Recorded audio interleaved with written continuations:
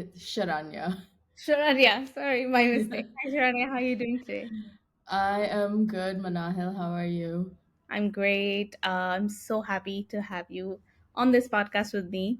And before I get into it, I have an exciting topic for us, but I'll hold myself this time and let you introduce yourself for our audience first, and then we'll get right into it. Absolutely. Yeah, so I am Sharanya. I am a licensed psychologist based in Dubai. I am soon to start working at Monarch Health Centers in Dubai. And, I uh, kind of decided I wanted to be a psychologist when I was 12 years old, really. And, since then, it's just kind of been this. Planning and this kind of professional and academic journey to get to this point. Mhm, And, just given uh, my cultural background and, having lived it as a third culture kid and having studied abroad and everything, like, I've gotten super, super interested in minority mental health. mhm, And it's an area that's really not studied as much, just because a lot of therapy is rooted in Western research and Western philosophy. So kind of adapting treatments to minority populations and working with minorities is something I really enjoy. And it's been like a big factor in why I utilize dialectical behavior therapy, DBT, mostly with my clients, because a lot of it is drawn from Zen Buddhism and Eastern philosophy. And I think that like piece would be very relevant to our topic today as well, of like the philosophy behind DBT. And yeah, I'm just really excited to be here, and I want to thank you and Nisha and Sama Health for this opportunity. Oh, thank you so much. That was a wonderful introduction. And I'm so glad you shared that you are actively someone who's interested in exploring mental health with minorities. And I think that makes you such a great fit for this, not only topic, but also summer health. Um, the topic for today, as you know, is toxic positivity. It's one of Hmm. the topics that is extremely close to my heart as a South Asian, or I don't know, in general, because I feel as a South Asian, toxic positivity, the word or the term is thrown around so much nowadays, that the word just positivity for me is a bit a question mark Yeah, at the moment, yeah, because yeah, it's always, is it even, is there even such a thing as positivity left, and how do you differentiate at this point? Because yeah. it's one of those things that people are now talking about a lot. So before I even get into the mental health side of it, what is your understanding experience with toxic positivity? How do you explain it? Uh, I mean, I think the most obvious example would be just people saying think positive. You're kind of in the middle of like a massive crisis in your life and your mental health, and you'd have someone saying, well, think about the positive. And I think that in itself is like the very definition of toxic positivity, the kind of negation of the reality of someone's situation and experience, in order to kind of shift a perspective into like, look at the positives, when this person is really not able to look at the positives, and realistically there might not even be any positives in that situation. But I think another one that I've heard thrown around a lot is, yeah, yeah, no, it's all in your head, just do some yoga and breathing and meditation and you will be fine. This kind of minimization of difficult emotions, of like difficult situations, even like trauma, like just do some yoga, you'll be fine. And I can get into it some more, that there is some utility with yoga and all of those things in um, addressing difficult emotions and addressing trauma. And there's a lot of research backing that stuff as well. But there is a time and place to kind of, and a specific way in which it needs to be utilized. That was excellent. I was just thinking about that when you mentioned that, when someone is trying to make you see the positive when there, to be fair, isn't anything positive, and you are quite clear about that.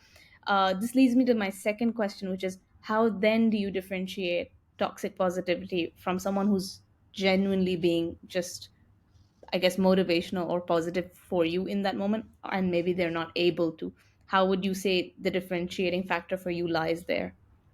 100%. I think a big part of differentiating is, for me, when someone's able to validate and acknowledge the difficulty of the situation someone's in.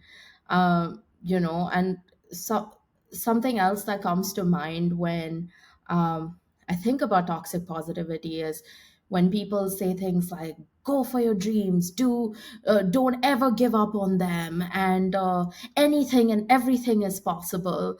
Yeah, like, and you hear that a lot in like influencer culture and just hustle culture that we're a part of. And I feel like statements like that really nullify and kind of ignore these major facets of uh,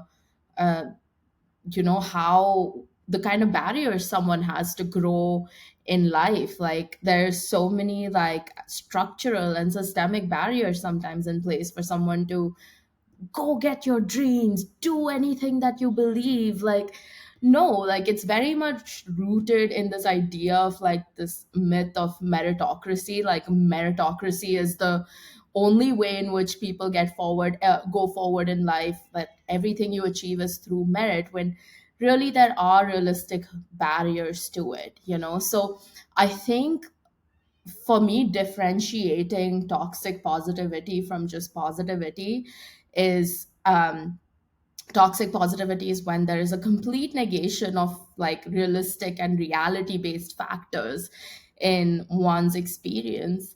And positivity, I would say, is a lot more rooted in reality. It kind of acknowledges and validates the real challenges that people face and the barriers people face in getting to that point of shifting their perspective, and at the same time is able to offer an alternative kind of perspective to what someone is experiencing. So in a very like DBT, dialectical behavior therapy language, it's kind of like balancing, doing this balance of accepting and like kind of changing the situation. So yeah, I think that's kind of how I would differentiate it. Yeah, I think that's really powerful what you said about providing an alternative when you are sharing positivity, because often, well, in just like out of experience, what I'll hear from some people is that, yeah, but at least things are like this, or at least you have that, or, and I'm like, that's not an alternative. That's just Yeah, trying to trying to make me feel better in a way that's not giving me an alternative solution to my issue or my feelings, let alone, actually, issues aside, but feelings are very complex. You can't give an alternative feeling, like, okay, I'm feeling sad, but I should feel grateful instead. How is that an alternative? Like, I'm not exactly. feeling well. How can you give me an alternate emotion without giving me a sensible reasoning for that?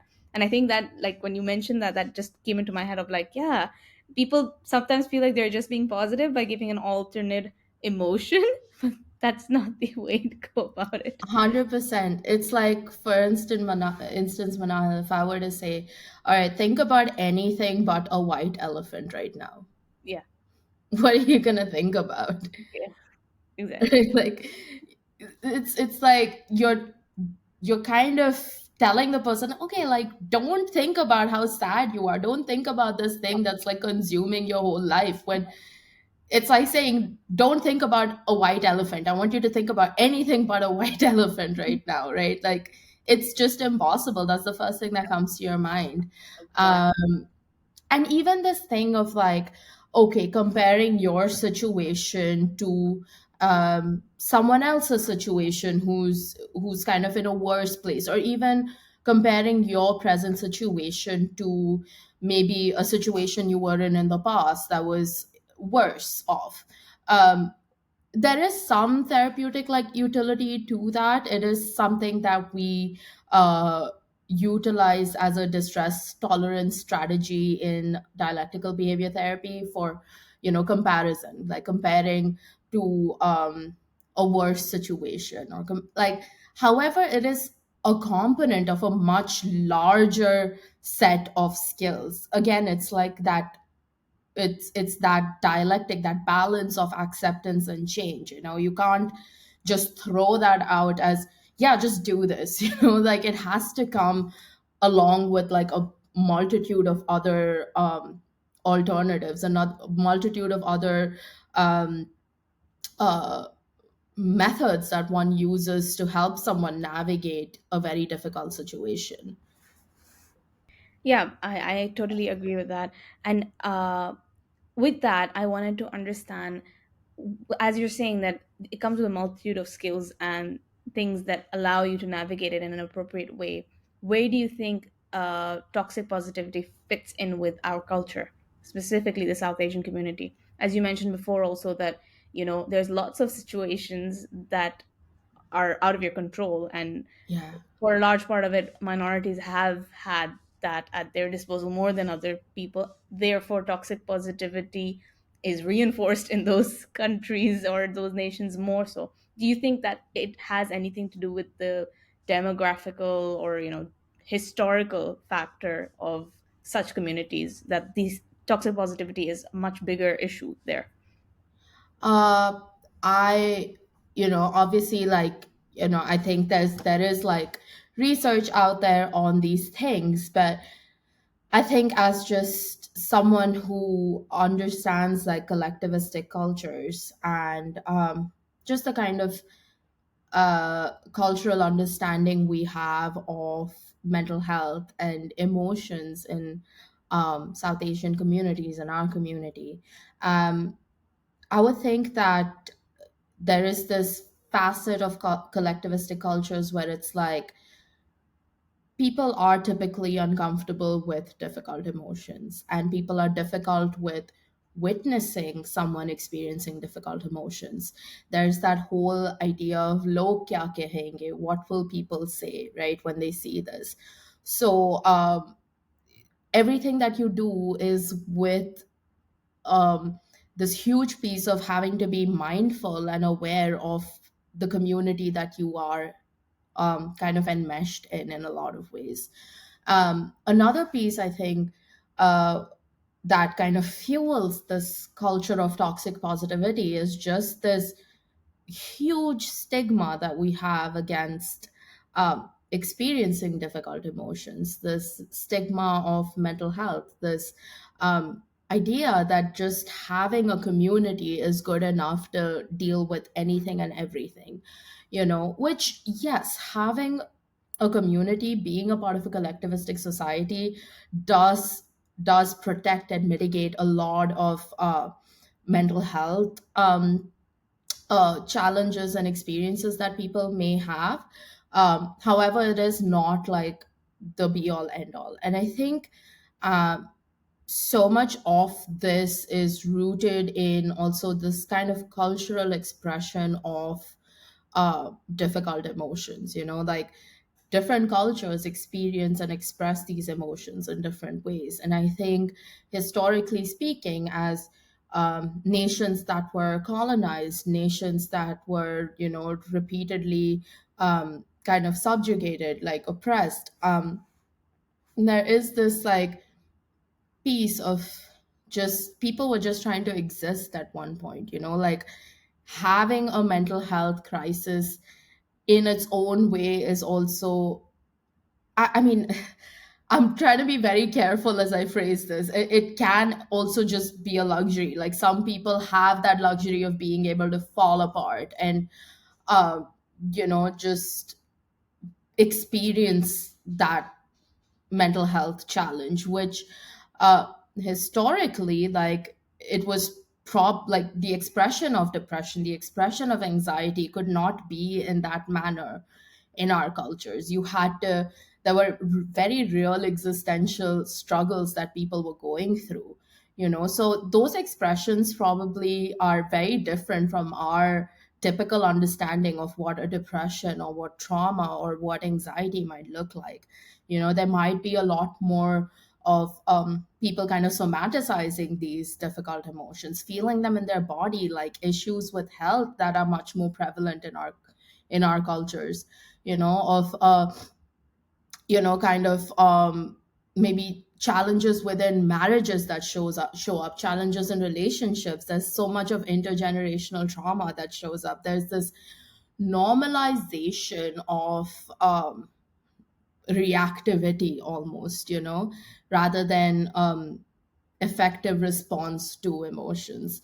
So yeah, I think that a big piece of that is also just how our history has shaped our expression of these difficult emotions and normalization of them, you know Yeah, I think that was a really apt thing that you said about our culture and how much it plays into how we respond to, well, positivity and toxic positivity.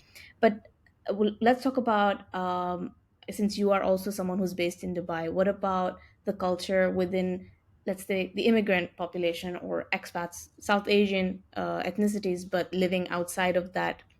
Let's say the society where you don't actually have a collectivist mindset, you are still an individual. However, toxic positivity still has a big impact even here. I mean, as a Dubai kid myself, I can say that no matter what, I have probably strayed away from it quite a lot more than my parents, because I don't think about log kya kahenge that much. And to yeah, be fair, the idea of being happy and looking happy is not important to me, and that's yeah, obviously because of the exposure to a lot of things.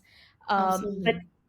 still date, even with that exposure, I think today the biggest issue that we face, which you mentioned earlier about toxic positivity, is the age of social media.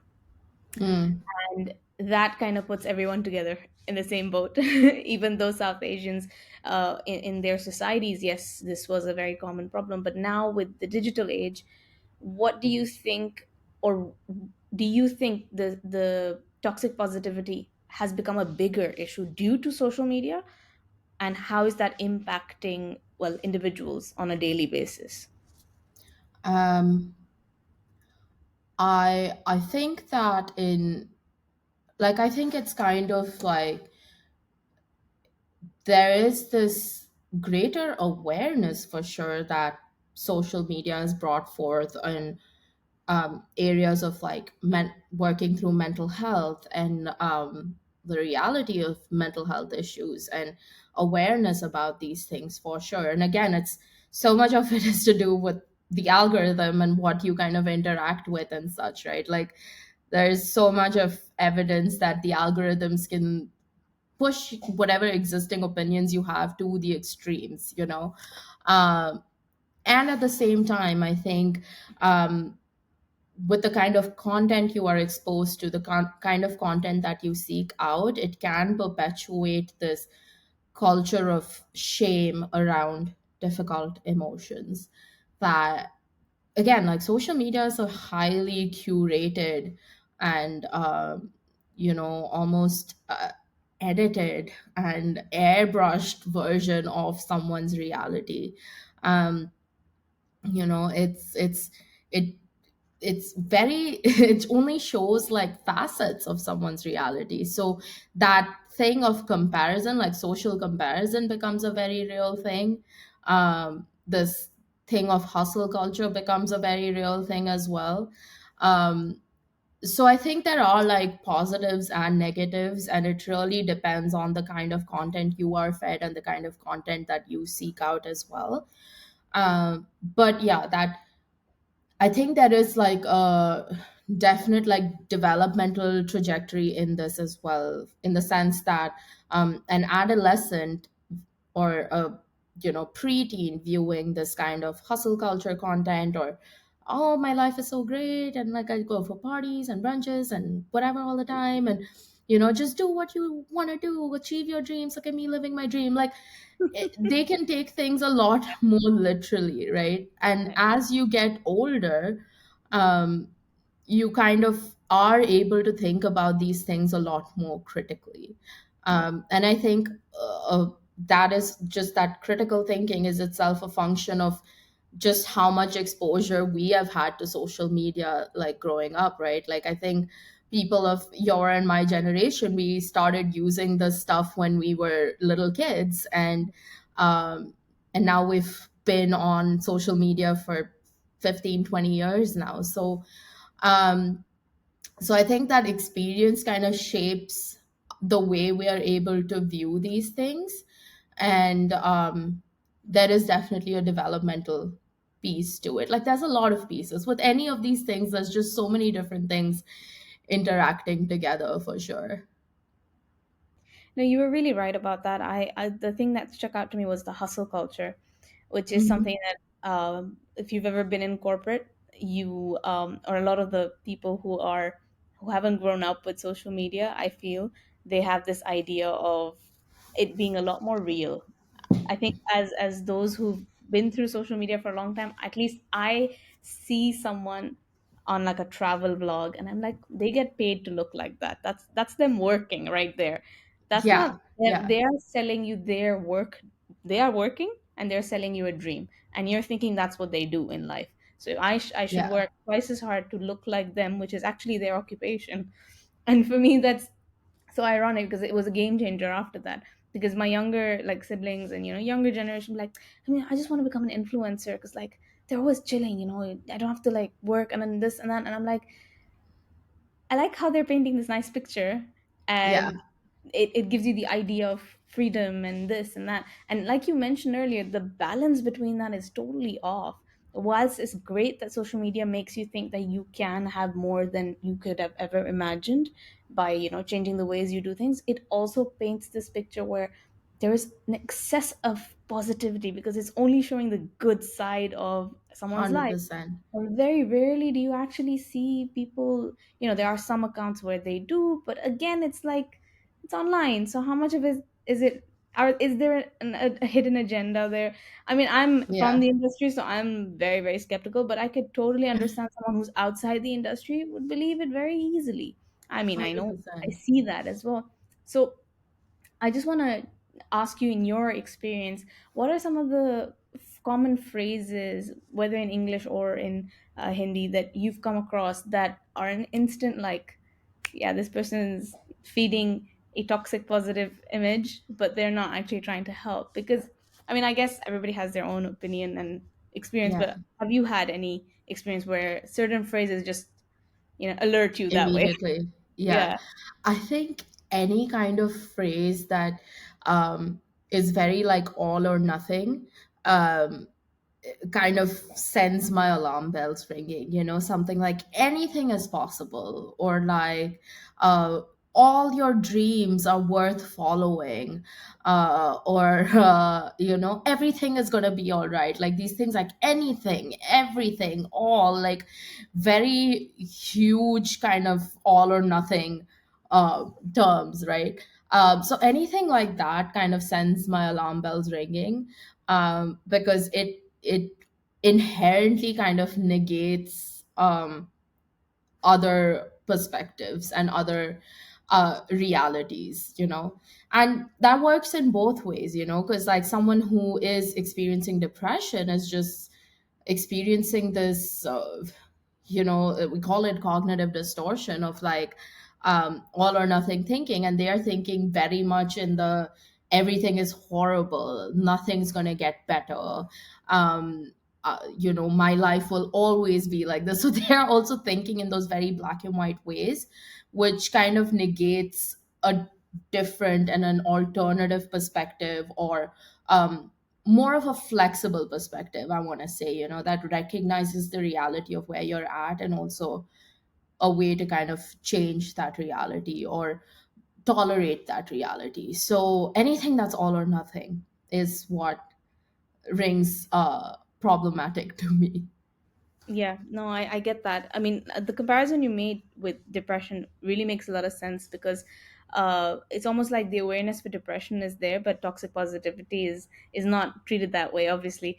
Because I've actually had instances where someone met someone and I would have a totally different opinion because they would be, saying things like this, and I'll be like, it's a bit too much. And the other person will be like, that person was so positive, like such a good outlook on life and, motivation. And I'm like, something doesn't sit right here. Like, I don't understand. But, it does, because for some reason, being positive means that you're, as long as you're not negative, like it's as if you have Yeah. to choose either. Right? If you're positive, at least you're positive, so you won't be negative. and Yeah. and that also kind of plays in with, then you have this issue with being negative, that certain emotions are not valid. And that says a Mm. lot about the person who thinks that these positive behaviors are good as well, right? Yeah. Like Yeah. only positive behaviors are good. So I like that point. I'm gonna keep that in mind. What I was gonna say, another thing I lost my train of thought. Anyway, so coming back to South Asian cultures, why do you think toxic positivity is a challenge for us, especially older female population, who have been raised predominantly as caretakers, or Hmm. haven't been exposed to, let's say, the outside world? Where does toxic positivity play in, like, childcare and domestic environments? Um, that's a really good question. And I think, um, the way we understand and experience our emotions is, there's so much of it has to do with what we have learned, from what we've observed, like social learning theory, that's like kids learn by observing the people around them. And when you see a parent or a caregiver kind of navigate their emotions in that way, and they're teaching you to navigate your emotions in that way, that, you know nahi, don't cry, rona bura hai, haste raho, like, things like that.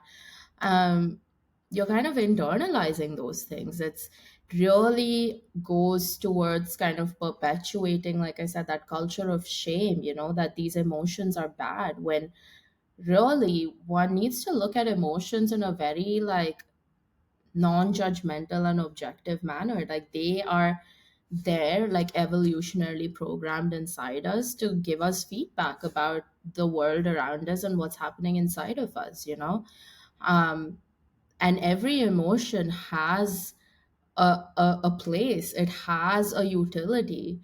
Grief has a utility, like anger has a utility, so does joy, so does fear. Like, all these things are very, very useful. And when you tell someone that don't feel this, again, it goes back to think about anything but a white elephant, like, um you're really perpetuating this idea in a child that there's something wrong with them for feeling something that's so natural and a very normal part of one's existence, to feel sad, to cry, to miss something, to feel despondent. Like, so real. And as you become an adolescent, and your emotions kind of ramp up a lot more, it, to be saying those things become even more um, problematic in a lot of ways. So in therapy, what we see with a lot of disorders, and what you might see even consistently with a lot of disorders that, or mental health conditions that, kind of exacerbates the issues, is the feeling of shame that there's something wrong with me. Oh, and really, this is just a very, in a lot of cases, a understandable experience based on what someone has gone through. Um, so yeah, I think, this piece of, um, how we perceive difficult emotions, again, I don't like to call them negative emotions. I either call them difficult or helpful or unhelpful, depending on the context that they are being, felt and experienced in. um, so again, it just kind of, uh, shapes one's understanding of generationally of, you know what are these emotions, what does it say about me to feel these emotions. So Um, yeah, I think that's a huge piece, but also again, this kind of cultural expression of these emotions, like anxiety, can be experienced as crazy amounts of irritability and anger as well, you know. I don't want to use the word crazy, I want to rephrase that to like very, very disproportionate amounts of irritation and anger, and you are perpetuating that into the next generation. There is a child that has to witness and experience your anger, right? They, you know, I see so many women in our culture like experiencing, you know, chronic pain, chronic gastrointestinal problems, chronic migraines and backaches and shoulder pains and all of those things. And yeah, I mean, there is a huge piece of just the medical industry not geared towards understanding the female body, which is a whole other conversation. And there's also this other piece of like somaticizing one's emotions, because you are being forced to suppress it, and they come out in very different ways. So the mind and the body are very strongly interconnected. And yeah, so there's that cultural expression plays a huge role in what kind of transmits through the generations. Yeah. Yeah, that was such a good point. And like you said, it's it stays within us in so many forms and ways, and it is then passed on as well. And uh, up until I guess a certain age, I just thought that was something of our culture, as opposed to understanding it to be something that was never addressed or ever Hmm. exposed to.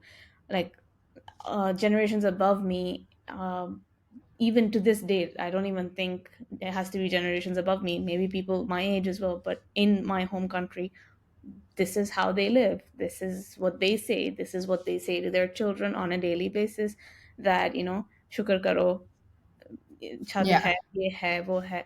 This yeah, is your standard way of communicating and your yeah, way of raising as well, to teach gratitude. And some of it comes from spiritual beliefs as well, because it's ingrained yeah. within certain practices. However, the limits and I guess the lack of awareness of how it impacts your mental health in the long run is just devoid. So it never reaches that point. Yeah, I Um, think there's this like misconception that humans can't feel multitudes of emotions at once, you know, or like we can't feel seemingly contrary emotions. So, you know, one can feel the intense anxiety or sadness or trauma or whatever it is that they're feeling about yeah, their current situation, and they can also experience gratitude for yeah, what they exactly. have, you know. But that and piece is very, very important. It's, Mhm. you are not invalidating this part of that difficult emotion, the difficult situation. You are not minimizing it. You're very much acknowledging the reality of it, that this really, really freaking sucks. Yeah. And you know, I really wish I wasn't in this situation, and at the same time it could be worse. So how do I find a way forward, Yeah. balancing these two realities, you know? Yeah. Yeah. I thought about this while you were talking. For example, someone who is inherently, generationally been taught to be this way, to Mhm. negate or to invalidate certain emotions because they are bad emotions, or they just feel uncomfortable around someone who is going through a challenging time. How would you then explain to them that their behavior of dismissal is not the right way to approach anybody, let alone their own family members, without them taking to offense? Because I find that to be a big challenge nowadays, where the word toxic positivity is around, people don't think they are toxically positive. Yeah, yeah, So, and if you go around saying that, I think you could, like, I think it was a lot, because it's hard to approach someone and tell them that, I think you're let like the whole idea is, how do I explain a toxically positive person to let them to validate their emotion, not add more towards it, but in a way that they won't be taken aback. I mean, what advice would you give to someone who is around people who are behaving that way around them? I mean, what you said was so real because, like, when I told my mom I'm doing this podcast on toxic positivity, she's like, "What is that? Oh gosh, you just come up with all these terms and like, it's just very much like Gen X boomer parent, desi parent Yeah, mentality, But um, I think one thing that would help is just reminding the person that, hey, if they could feel differently about the situation, they would. If they could change their situation, they would. Like, no one wants to be miserable. No one wants to shut themselves off from the world. No one wants to feel debilitating anxiety in their body. No one wants to feel like chronic shame and like a lack of control over their mind and their behavior and their body. And no one wants to feel so trapped in a situation. And it's not like a person is choosing to feel that way. The truth is, they are feeling that way. And when you are saying something like that to them, are you just be curious and ask yourself, are you trying to help yourself or that person? Who does that that was that make? was that was the point. That was the point, because that's the whole issue, right? Where people are always trying to make them come out of it, or Yeah, they're being that way because I want to help you, or yeah. you shouldn't feel this way, don't think this way, because the person is trying to make them not be this way. But in this situation, when someone is behaving that way, what is it actually saying about themselves, as opposed to the other person that they're trying to help? When someone is being toxically positive, what do you think it's suggesting about the person? I think more like the first thing that comes to mind is just like this discomfort with difficult emotions, you know? And I think the most effective thing we can ask someone who is just really going through it um, is, how can I help you? What do you need from me? Um, Asking them rather than making an assumption of what they need, what you think is right, and yeah, there is obviously a time and place for advice. And when you care about someone, you will naturally want to give advice. And the passion sometimes, which if my friends have really taken liberties with me many times. And there is like there is like a lot of care and concern and all of that in that. And personally and also professionally, what I have found to be really helpful is just kind of putting it on the person in terms of what they need in that moment, rather than you jumping in and saying, this is what I think you need in this moment. um, and a lot of like very person centered approaches to therapy utilize that kind of philosophy of that, you are the expert of what you want and what you need, right? And even when information is shared or suggestions are given, it is given only after seeking and getting permission from that other person. Like, if you're okay with it, can I share um, some advice, or can I share some skills? Can I share some information with you? What is your understanding of this? Again, like, you need to center that person rather than center yourself. Yeah, that was a great, like, sort of summarized the whole thing. I think what you said about them understanding that it's to make sure that they get consent from the person that's going through whatever they're going through, rather than putting the focus on themselves, which tends to happen. And I, for one, I always feel if someone is trying to be very positive, I'm suddenly concerned for them, because Mm, are they so uncomfortable when they feel like that, that I would not yeah, feel comfortable then being vulnerable with them, because it also for then sure. ties in with vulnerability as well, because if you're not vulnerable with certain emotions but you're vulnerable with other emotions, it's hard to as build relationships as well, and especially when this type of stuff happens in households, it's very difficult, because then you have to make sure that this side of you only comes out here, that side of you only comes out here, whoever's comfortable with what, and it defeats the purpose because you never Yeah. end up finding any support really. Yeah, and So it kind of limits your authentic yeah, or your exactly. authenticity, right? And how common is that in South Asian cultures? Like Yeah, like literally leading a double life comes from South Asian cultures. I hear yeah. that, especially. I mean, I don't know about other religions, but Muslims have that so much more, where it's literally a term of like, she leads a double life because Mm. this, that, the I Yeah, can't what ask. your parents can know, Yeah, all of what that. your family can know. Yeah. Yes. And where it's certain things and like preferences that you have, it's also the emotions that you can share. And I definitely agree that certain emotions are not welcome in certain places. And then there's so much that I feel then that toxic positivity whilst you're growing up, or selective emotions that you're allowed to exhibit in an adult life, you have challenges with other things where you don't understand your identity anymore, because For you're like, sure. well, if I'm feeling upset, why am I feeling upset? I shouldn't be feeling upset. Like, that's not what I do. Yeah. And that Yeah. is such a concerning thing, because I saw that recently with my friends who kind of grew up and now they're dealing with bigger emotions. They're like, but I don't know why I'm feeling this way, because now the noise is gone, now the toxic positivity is gone from family, Yeah. but now you're Yeah. dealing with the emotions where you're like, I shouldn't be feeling this way. Yeah, you kind of just And left with the shame, and those yeah, voices are still there, exactly. even though the people who said those things are not there, but it's Exactly. still like that mental imprint is still there. Yeah.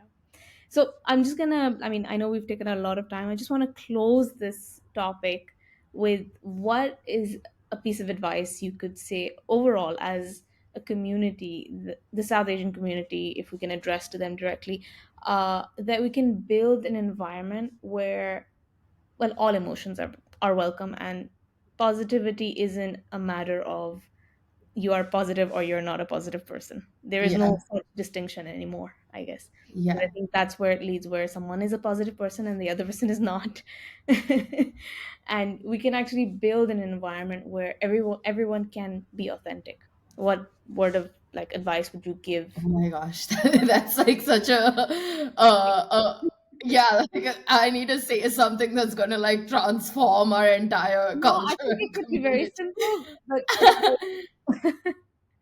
it doesn't have to be um, profound. It's just your own like, what would you say kind of moment.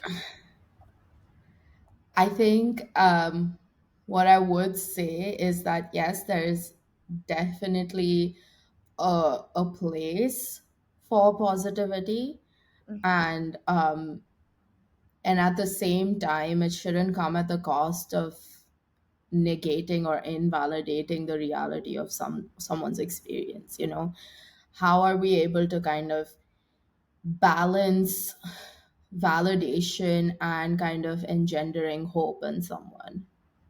How can we balance those two things without making someone feel like crap for how they are feeling in that moment, or shaming them indirectly or directly for what they're feeling? So really it's about balancing that validation and giving hope and support. I love that. That was a perfect. That was like, yes, I've understood how we can approach this, and I'm so glad we had this conversation. Likewise, for It was sure. so nice to hear someone talk about this openly, because you rarely talk about this. It doesn't happen all the time where people openly talk about, this is something that happens. It's still one of those topics that I feel like needs a little bit more exposure, and I feel that is because a lot of people are victims of it. So I Mm. don't think I'm not. I think I could definitely be someone who has been maybe too toxically positive for certain people. I Maybe mean, people more than everyone does that. yeah, Like, I do that exactly. too, you know? I think it depends on who you're interacting with, right? Your level of Sure. positivity can be toxic to someone who is having a really bad time in life. Yeah, And that comes with awareness, right? Where sure. you just have to scan your environment and be mindful of what you're saying, For how you're sure. saying in front of people. You never know, your positivity could be making someone feel like they're not welcome. And Yeah, that's such an important thing. Thank you so much, 100%. Manaya. Sharanya, Yeah. my Sharanya. Thank you so much. It was Thanks, lovely Manahil. meeting you, and I'm so Likewise. happy we spoke about this. And honestly, we should. I have so many more topics to discuss with you. I think we will jam on so many things. Absolutely. I Like, love hit me this. up anytime. I would love Down, to kind down. of I'm talk down about for these this. things. This is too good. I had like I could go on, but I know I have to stick to time because right now I'm listening. If I start talking, it doesn't stop. So I'm like, hold it, don't let this go. We have to do another topic soon. I fully empathize. Like, I get it. So, But anyway, okay, great. I'm so glad this happened. Thank you so much. I'm gonna close on that, and hopefully we'll stay in touch. And for sure. thank you so much. For Good sure. night. Bye bye. Thanks, Manahil. Thank you.